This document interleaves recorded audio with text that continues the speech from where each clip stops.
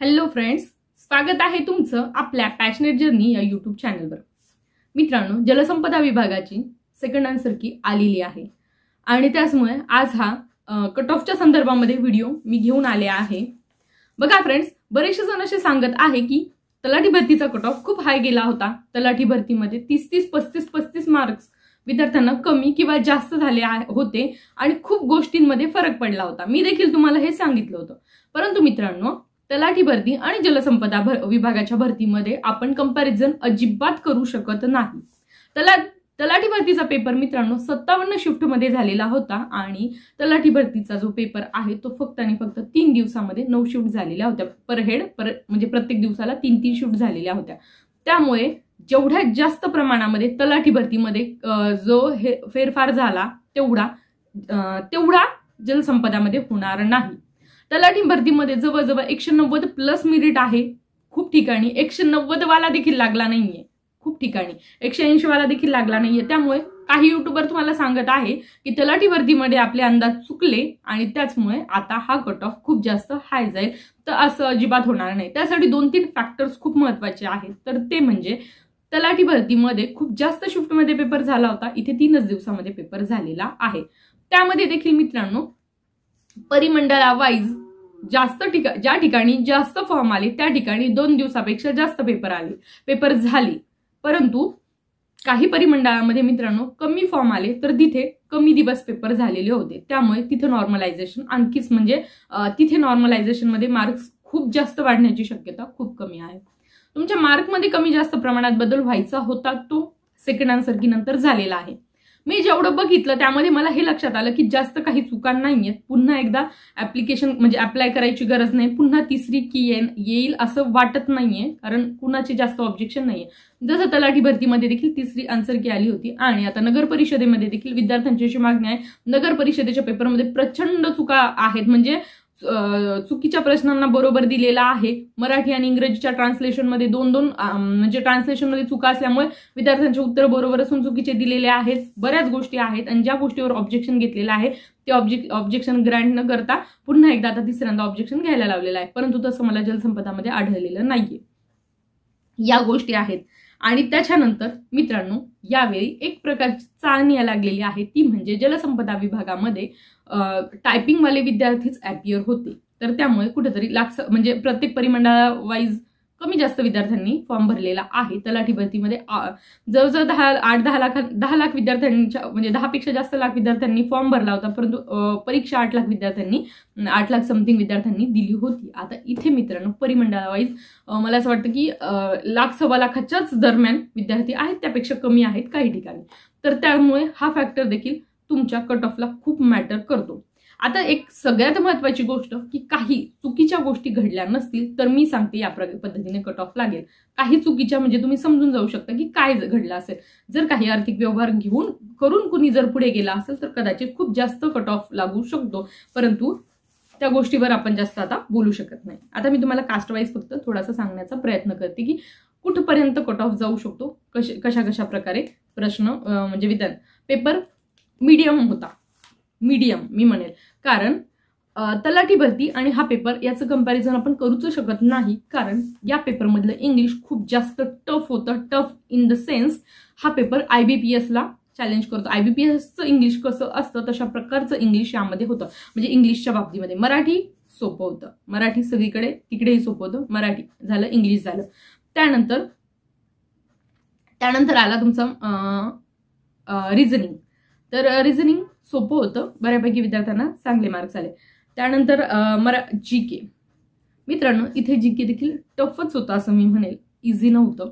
तर अशा प्रकारे इंग्लिश आणि GK बऱ्यापैकी टफ होतं, म्हणजे बऱ्याच जणांचं हे म्हणणं आहे। त्यामुळे मुलांना ॲव्हरेज मार्क्स इथे आले असतील।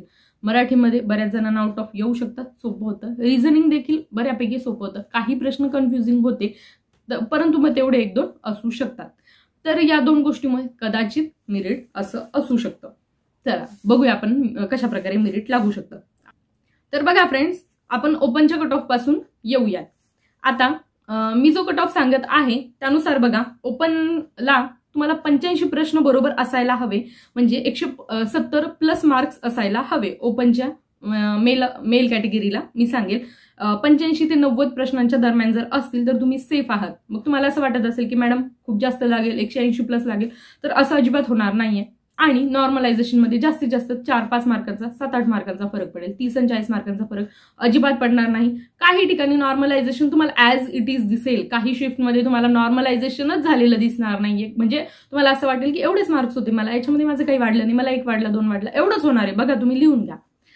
परंतु मी तुम्हाला सांगितले, परंतु मॅटर करतं नॉर्मलायझेशन नंतर. कारण तुम्ही अर्थसांख्यिकी विभागाचा IBPSचा रिझल्ट बघितला असेल, डायरेक्ट रिझल्ट बाहेर टाकला त्यांनी, मुलांना किती मार्क्स आले, काय आलं, कसं आलं, काहीच नाही. मग खूप रिक्वेस्ट केल्यानंतर मग अशा काहीतरी गोंधळ झालं तर मग आपण सांगू शकत नाही. परंतु 85 प्लस बऱ्यापैकी म्हणजे 170 प्लस उमेदवारांनी सेफ असायला हवं. आणि कुठलं परिमंडळ, मग परिमंडळानुसार कमी जास्त होईल. एखाद्या परिमंडळामध्ये 180 वाला लागेल, काही एखाद्यामध्ये 170, कारण निकाल हा परिमंडळानुसार लागणार आहे. मी हे परिमंडळानुसार नाही सांगत, ते सरसकट सांगेल. तुम्ही जर म्हटले तर आपण परिमंडळानुसार घेऊ, कारण काही परिमंडळामध्ये जास्त जागा आहे, काही परिमंडळामध्ये कमी जागा आहे, काही परिमंडळामध्ये जास्त फॉर्म आले, काही परिमंडळामध्ये कमी फॉर्म आले. म्हणून मी तुम्हाला एक सरसकट सांगण्याचा विचार करत आहे. म्हणून मी इथे 170 प्लस सांगितलं आहे.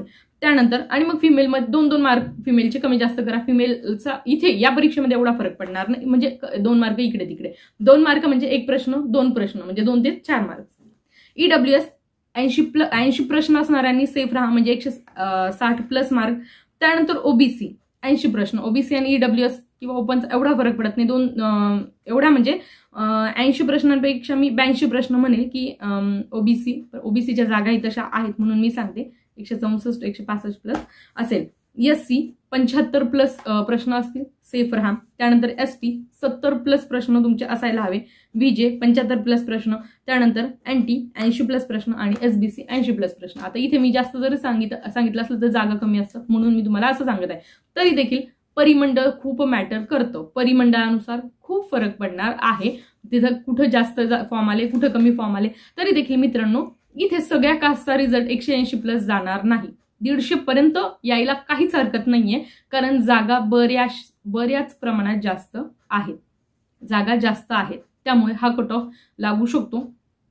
आणि यामध्ये मित्रांनो थोडं कमी जास्त होईल. आता समजा बघा, ओपनमध्ये एखाद्या ठिकाणी 180 वाला लागेल, कट ऑफ 180 लागेल, परंतु एखाद्या ठिकाणी 170 लागायला काहीच हरकत नाही. हा त्याच्या खाली येणार नाही. फिमेल कदाचित येऊ शकतात, 168 वगैरे येऊ शकतात, परंतु खूप जास्त खाली येणार नाही. तसंच मग EWS एखाद्या ठिकाणी 85 वाला लागेल, 170चा लागेल, परंतु काही ठिकाणी 80 मार्कावाला लागू शकतो, 160 वाला लागू शकतो. फिमेलमध्ये 158 पर्यंत देखील येऊ शकतात. तसंच आहे ओबीसी मध्ये कदाचित एखाद्या ठिकाणी 85 प्लस म्हणजे 180 वाला लागेल, कदाचित 180 वाला लागेल, कट ऑफ म्हणजे हाय लागेल, परंतु एखाद्या ठिकाणी हा कट ऑफ 160 पण येऊ शकतो, 160-170 पण येऊ शकतो. म्हणजे फिमेलचा सांगते मी, मेलचा जास्त येईल.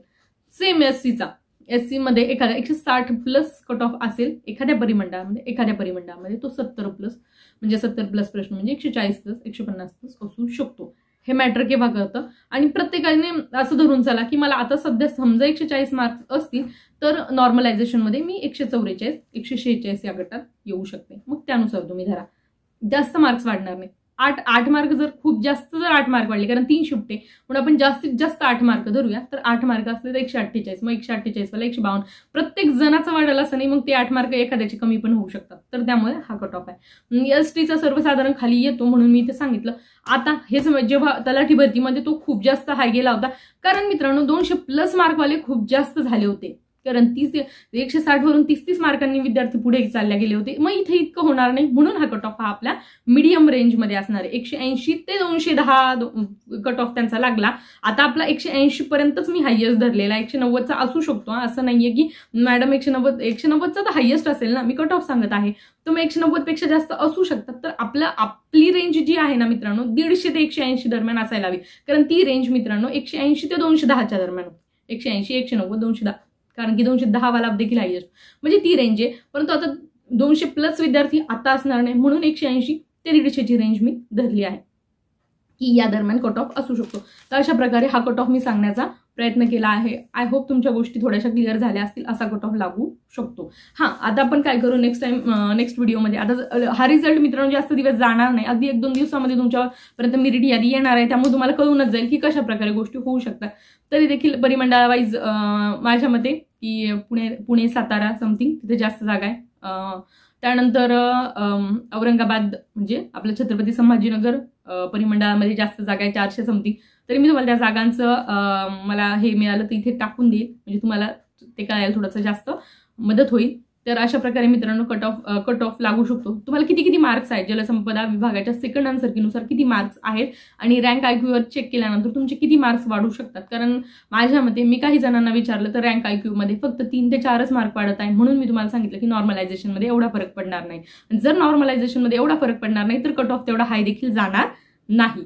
तर हे लक्षात घ्या. काय होतं की नॉर्मलायझेशनमध्ये एखाद्याचे 16 मार्क वाढतात, एखाद्याचे 4 वाढतात. मग बघा मी 140 वाली आहे, आणखी एक विद्यार्थी 140 म्हणजे ए विद्यार्थी 140 वाला, बी विद्यार्थी 140 वाला. एका विद्यार्थ्याचे वाढले 20 मार्क वाढले जर म्हणजे तो 160 झाला आणि ते एकाचे 4 वाढले तो 144 वर राहिला. हा फरक पडतो. म्हणून नॉर्मलायझेशनचा खूप फरक पडतो, परंतु इथे नॉर्मलायझेशनचा फरक कमी पडणार आहे.